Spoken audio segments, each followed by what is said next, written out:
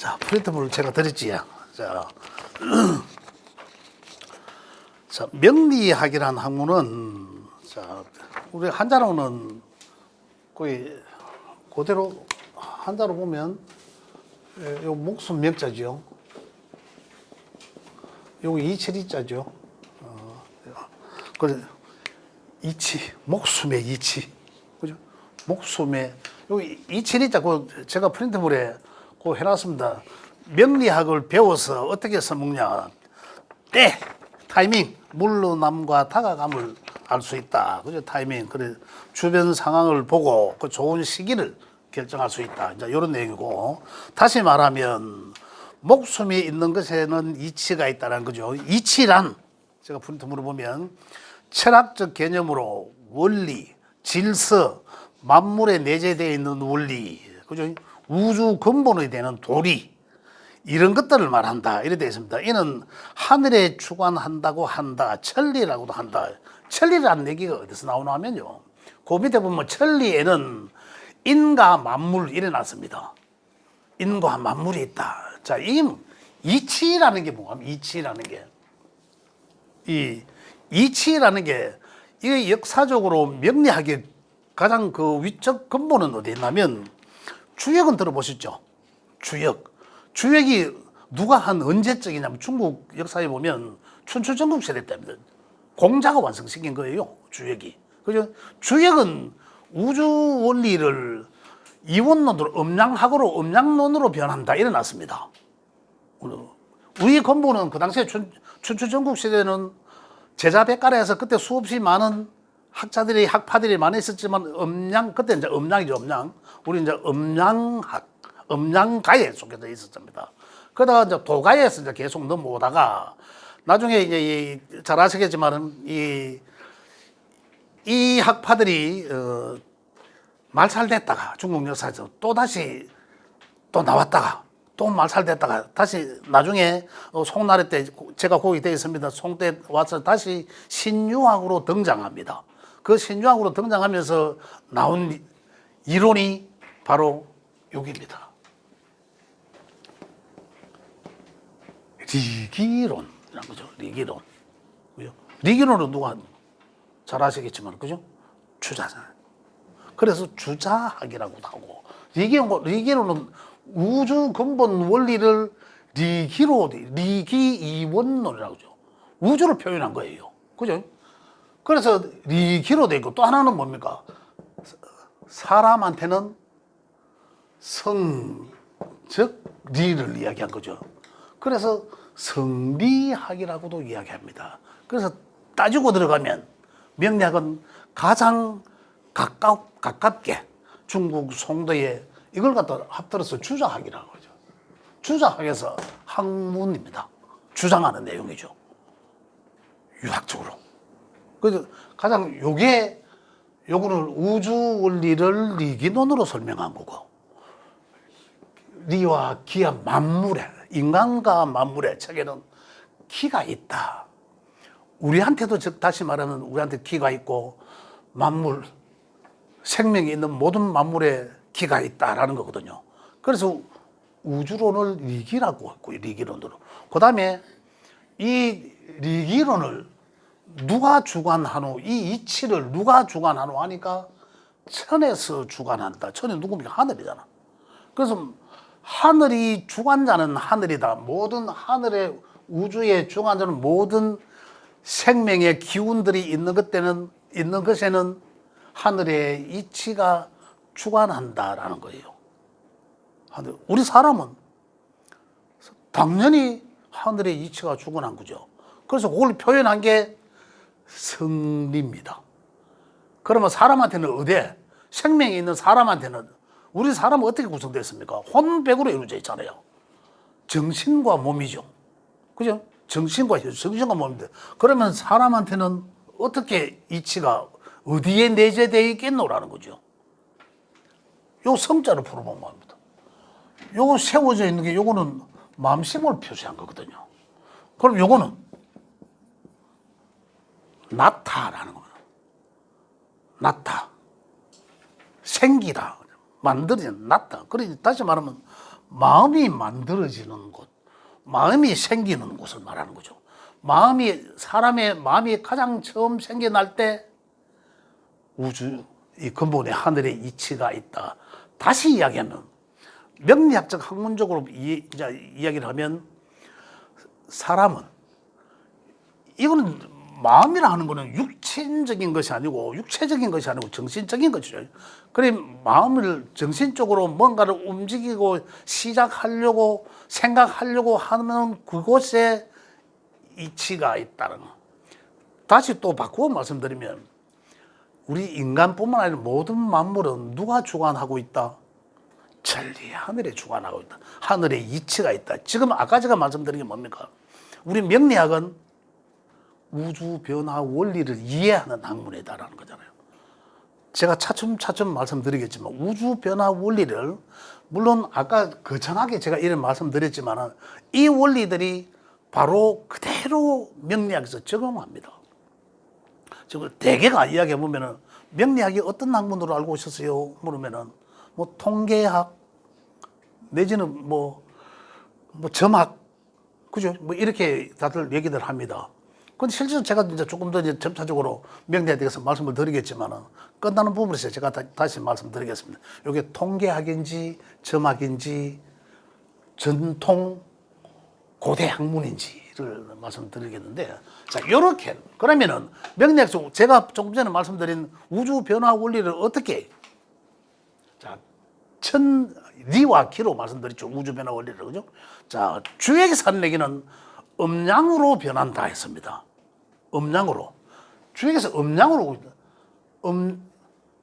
양은 짝대기 그냥 그어진 하나를 표현했고 기호로 음은 요로 갈아진 요걸 음의 기호로 썼습니다.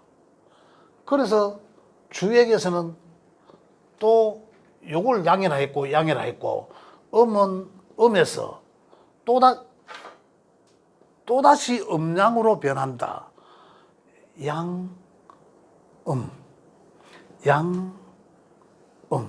요렇게 변한 거예요. 계속 음양으로 변하죠. 또 내려갑니다. 또 음양으로 변해요. 요 상태에서 내려가면 요게 또 두 개가 되겠죠. 요게 각각이 두 개씩 돼가지고 또 음양으로 변한 거죠. 그게 뭐예요? 요 상태에서는 하나, 둘, 세 개, 네 개가 되니까 사상이라 하고, 그죠? 그 다음 또 내려오면 8개라고도 하고, 그 이전에는 뭐였나요?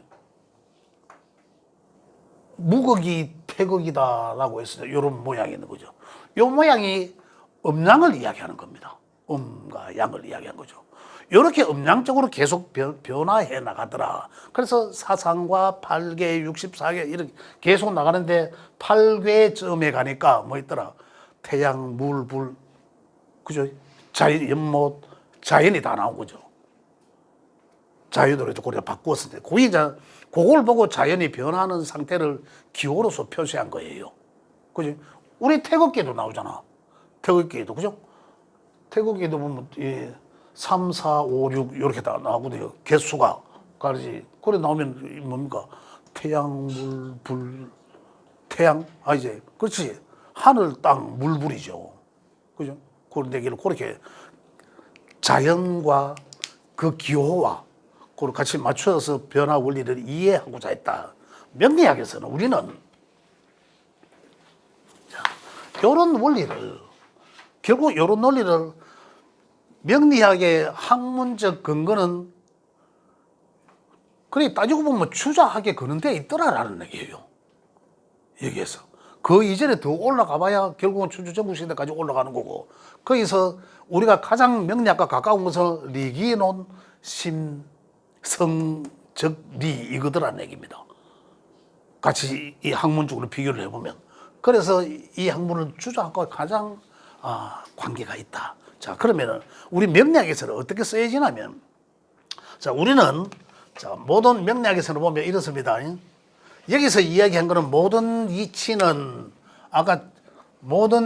이치는 천이 주관하고, 그죠? 천이 주관하니까 여기서 우리 인간도 있고 만물이 다 기가 있다. 각각이 기가 있는데 그 천이 다 주관하더라. 어떻게? 이치적으로. 아까 이치란 제가 메모해놨죠. 이치란 뭐였습니까? 이게 이치란 철학적 개념으로 해놨죠. 원리, 질서, 만물에 내재되어 있는 원리, 우주 근본으로 되는 도리 이런 것들을 말한다고 이제 이게 이제 여기에 다 내재되어 있더라. 이걸 우리 이제 명리식으로 이야기하면 하늘의 기운을 알아보는 천간이라고 해서 10개의 기호를 부여했습니다.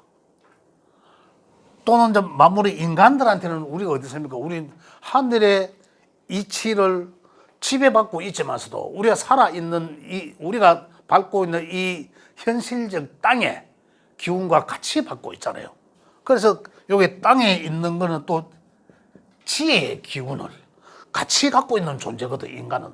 그래서 양쪽의 기운을 다 갖고 있는 인간적 존재죠, 우리 인간들이.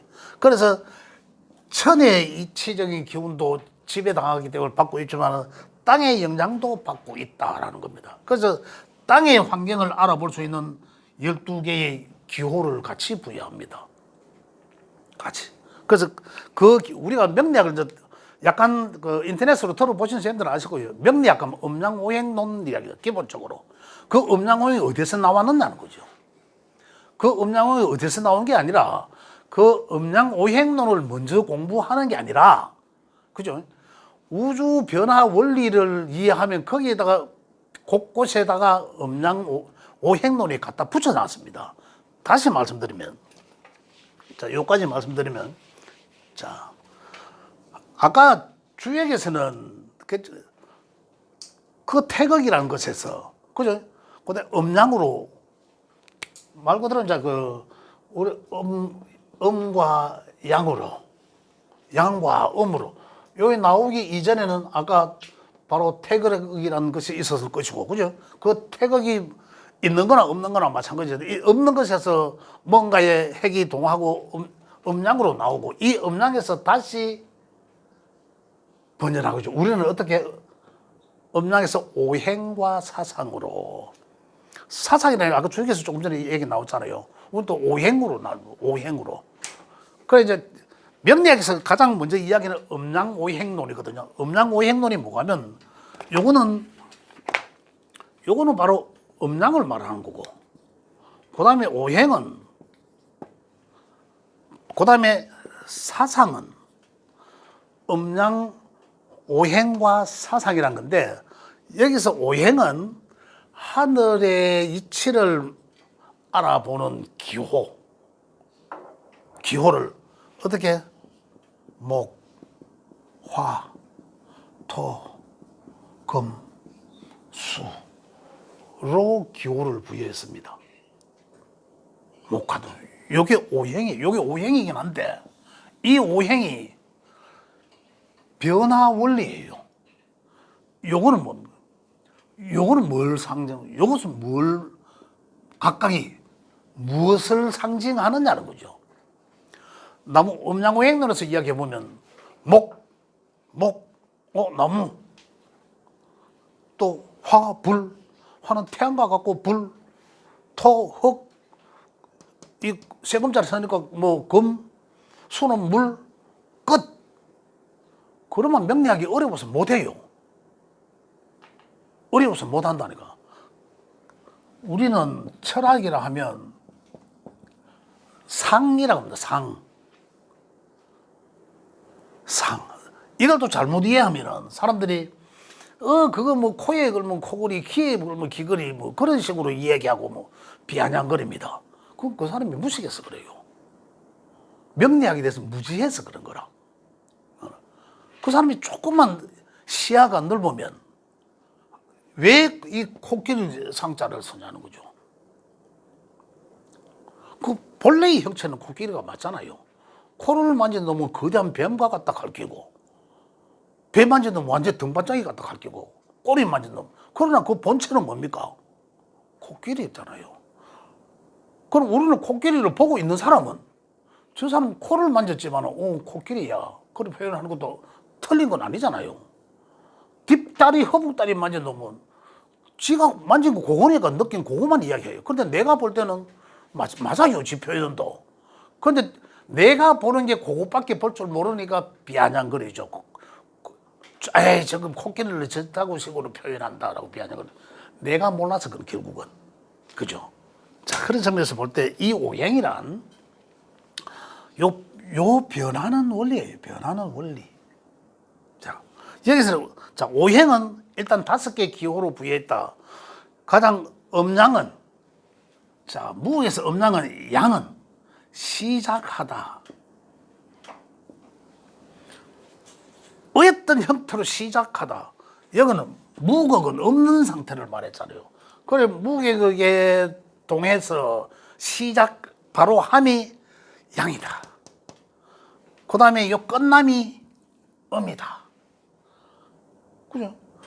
두 가지로 이야기하면 딱 하늘, 땅 뭐 이렇게 나죠. 남녀 이렇게도 합니다. 다른 각도에서 보면. 그 여기서 우주 변화 원리에서 이야기해 보면 우주 변화 원리를 가장 먼저 시작하면서 양의 운동성이고 이거예요. 양요자 만물이 다시 이러노. 자, 만물이 어떻게 변합니까? 생장소멸 들어보셨죠?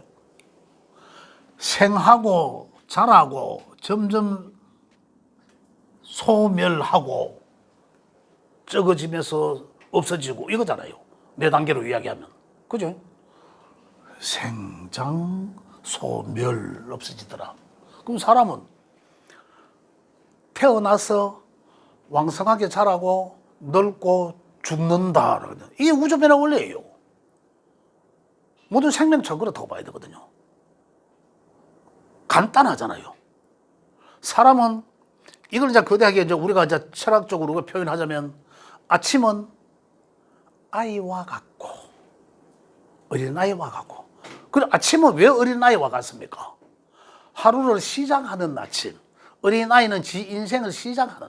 그래서 아침은 어린아이와 같다라는 거예요. 그럼 낮은 대낮에 활동하기 좋은 시간에 낮은 우리 사나분은 보면 가장 활동 왕성한 나이대 청장년이라고 하겠죠. 그때와 같다. 하루 금방 지나가잖아요. 그 다음에 오후로 넘어갑니다. 오후로 넘어가면 우리 인생에서는 나이가 들어감이죠. 그 다음에 어떻습니까? 밤이에요. 밤이 되면 죽음과 같은 시간이에요. 이 생장소멸이죠. 그죠? 그게 하루로 본다면 잠깐 간다. 자, 그걸 길게는 보면 어떨까요? 1년 중에 우리가 계절적으로 가장 먼저 오는 게 1년은 언제 시작합니까? 봄. 봄이 어디에 속할까요? 하루 중에? 당연하지요. 여름은? 당연한 청장년 시기인 낮과 같다. 가을은? 아까 오후 저녁으로 넘어가는 우리 사람들 인생을 보면 이제 늙음하게. 그죠? 겨울은? 만물이 조용히 적어졌죠. 밤과 같다라는. 그죠? 그게 변화 원리예요. 복잡하지 않잖아요. 제가 제일 처음에 명리학은 우주 변화 원리를 이해하는 학문이다. 좀 황당하잖아요. 그런데 제가 이렇게만 말씀드려도 아, 이렇게 변하는 걸 이야기하는구나 라는 걸 짐작이 대충 오죠. 자, 거기에서 기호를 갖다 붙입니다. 요거는 시작한다라고 움직이다. 가장 먼저 시작하다 했잖아요. 양가 그죠? 가장 먼저 시작하는 놈. 아침과 같다. 화는 밝은 느낌이 안 듭니까? 대낮과 같다. 토는 중앙에 있죠. 중앙에. 중앙에 있으니까 요것과 요것으로 변하게 하다. 변화하게 하다. 이거예요. 그러면 오후 저녁으로 가죠. 수는 밤. 끝. 여기에 대해서 먼저 잘 이해하시면 됩니다. 요거는 다시 말하면 요걸 오행이라 했다. 그러면 오행의 변화 원리는 이제 알겠죠? 오행의 변화 원리는 요거는 다시 이야기하면 천이 주관하다 이치적인 것이다 라고 했습니다. 그 이치란 아까 사람의 본성이 움직이는 곳이라고 했잖아요. 그래서 이거는 물질적이다? 아니죠. 정신적인 것이다. 그래서 오행은 정신적인 변화를 알아볼 수 있는 그런 하나의 기호. 그죠? 그 다음에 사상은, 아까 조금 전에 사상은 뭐였으면, 우리 현실적으로는 1년 중에 가장 먼저 오는 계절은 봄. 그죠? 여름, 가을, 겨울. 요걸 조금 전에 오행이라 했는 것들의 기호와 접목시켜 보면 봄은 어디일까요? 당연히 봄의 오행적 기호는 뭐일까요? 하면 목. 이제는 뭐 대반 알겠죠? 이 정도만 되면 벌써 명리 이 기초 과정에 한참 지나간 상태입니다. 여름은 당연히 덥고 더우니까 어떻게 화일 것 같고, 가을은 요거는 변화하게 한다라고 했으니까 가을은 금이죠. 하루에 이제 감이 대충 오죠. 이만큼만 해도. 수는 겨울을 오행적 에너지로 나타내 보세요 하면 수예요. 그럼 조금 있다가 한 10분 쉬는 시간에 우리 기존의 선생님들이 각자의 전화기에다가 만세력이라는 앱을 하나 깔게끔 도와드릴 거예요. 그래놓고 자기 생년일을 넣어보세요. 그러면은 어느 오행으로 어떻게 분포되어 있는지를 알 수 있습니다. 그러면 나는 어떤 에너지가 많고 어떤 에너지가 적고, 나의 정신적인 어떤 대표적인 이 오행의 글자가 어떤 것인지 알 수 있습니다. 그러면 나는 어떤 사람일까? 대체적으로 알 수 있겠죠. 그러면 내가 성장하고 살아나가는데 어떤 주변의 환경이 있으면 좋겠다라는 것도 나옵니다. 봄이 좋은 결실을 맺으려면 어떻게 가야 됩니까? 그런 자연에서 그런 환경의 그림만 그리면은 다 정답이 나옵니다. 요게 명리학이에요. 요게 명리학. 이 명리학 근원은, 근본은 아까 제가 말씀드렸지만은 목숨이 있는 곳에는 이치가 있다. 그죠? 그 이치의 주관자는 하늘이라는 거예요. 우리 사람은 어떻습니까? 혼은 정신적인 것이다. 이치가 정신적인 거잖아요. 그래서 죽으면은 혼은 구천을 돌든지 저리 천당을 가든지 극락을 가든지 가고, 몸은 땅의 것이니 어무로 갔다. 이거예요. 그래서 사람이 죽으면 돌아가셨다. 그죠? 이런 맥락이다. 그래서 명리학을 지금 이 얘기를 들으면 이게 통계학일까요? 학문적 근거가 확실히 있는 것입니까? 당연히 학문이죠. 아주 심오합니다. 점차적으로 이 얘기를 들어보면. 제가 여기까지만 잠깐 했는데 질문 있으면 질문 받으면서, 제가 지금 여기 또 해야 돼. 봄, 여름, 가을 걸 여기까지만 지금 했는데, 이렇게 계속 변화해 나가면서 변화 원리를 읽어내는 게 우리 명리학입니다. 질문 받겠습니다. 잠깐 쉬면서 질문 받도록 할게요.